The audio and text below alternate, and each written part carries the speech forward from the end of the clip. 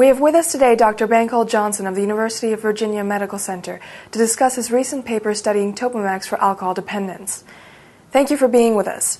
Could you review in abstract form your paper? The paper outlines a study that compares Topiramate with placebo for the treatment of alcohol dependence. This study was done such that everybody who started the study started off drinking very heavily. Patients were seen for approximately 14 weeks, during which they received 15 minutes of a psychosocial intervention to improve compliance with medication. At the end of the study, the individuals who took Topiramate were significantly better off than those who took placebo at reducing not only their heavy drinking, but also decreasing their desire for alcohol and increasing their abstinence rates. One of the most important findings that I think is important to this paper is the fact that individuals who need treatment can get it immediately at the point of maximum crisis without having to wait to become abstinent or detox. There are two analyses specified in the paper. The first analysis is called the primary analytical approach. In that approach, we assume that every patient who dropped out must have relapsed. This is an extreme form of analysis, but it provides the lower bound of the treatment effect for Topiramate. In that analysis, the difference between Topiramate and placebo was approximately 8.5%. There is a second analysis in the paper, which is the analysis that was specified to be done prior to the trial being conducted. This is the more usual analytical model. In that analysis, Topiramate was more efficacious than placebo by approximately 16%. How is this study different from previous studies?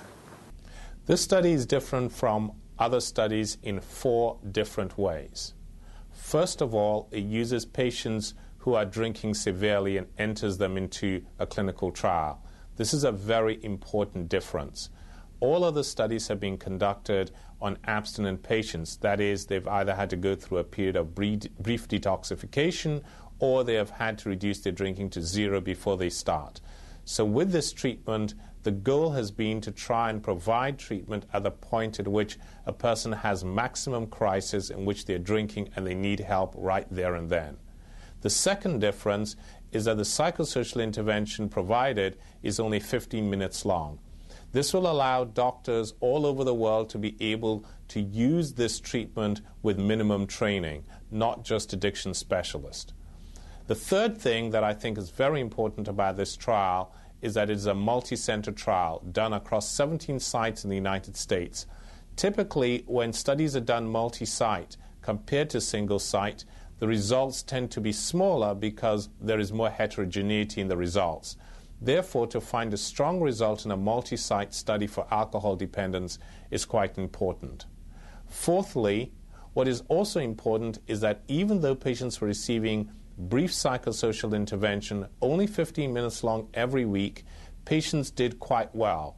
They reduced their consequences from drinking, that is, the problems that are usually faced with intoxication, with drunk driving, etc., even though they weren't getting formal psychotherapy. This is important because it means that individuals who are drinking heavily should be helped to reduce or cut down their drinking immediately without having to wait for a time when they're completely abstinent. What about the secondary endpoint of number of drinks per day and abstinence? A remarkable finding of the study was that Topiramate was superior to placebo on all the secondary endpoints. Indeed, on all the endpoints, secondary and primary, Topiramate was superior to placebo. For example, on drinks per drinking day, which measures the amount of binge drinking, Topiramate was more efficacious than placebo by almost 2 drinks per drinking day. On the days abstinent, or the percentage of days abstinent, Topiramate was superior to placebo by approximately 14%. On a third secondary endpoint, which measures the biochemical effect of alcohol on the liver, called gamma-glutamyl transferase, Topiramate was also numerically superior to placebo at reducing that value.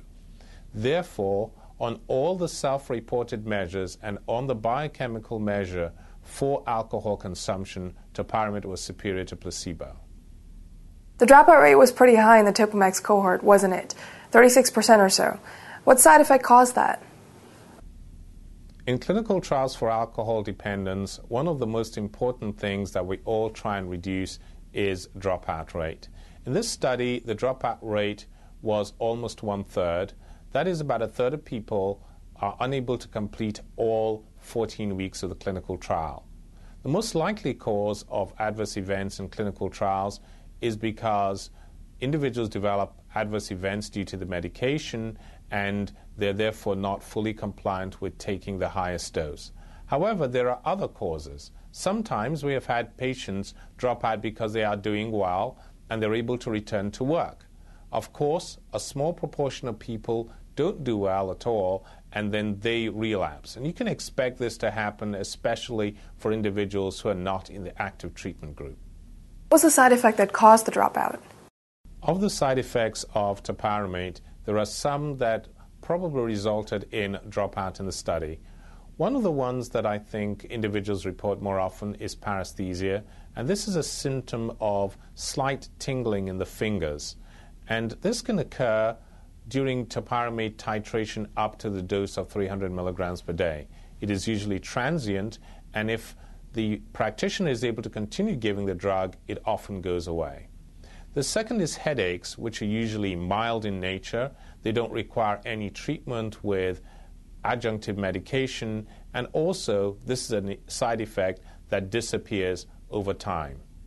Patients may report some fatigue, but this is common with a lot of drugs that affect the central nervous system. One side effect that for some people may actually be a positive benefit is that individuals do lose weight on topiramate. They lose approximately 5 to 10 pounds in total over a period of 14 weeks, with the average being closer to 5 pounds. The last side effect that I think is worth mentioning is some individuals have reported some difficulty in concentration. But that difficulty in concentration also goes away with time, and it is not an important side effect in my view of topiramate. What subgroup of patient do you see Topamax being most effective? A certain age or type? An important feature of all medication trials, including medication trials for alcohol dependence, is to try and determine who benefits the most, at what point in time in treatment, and whether these individuals can be found prior to the clinical trial. For topiramate, it appears that everybody seems to do just as well.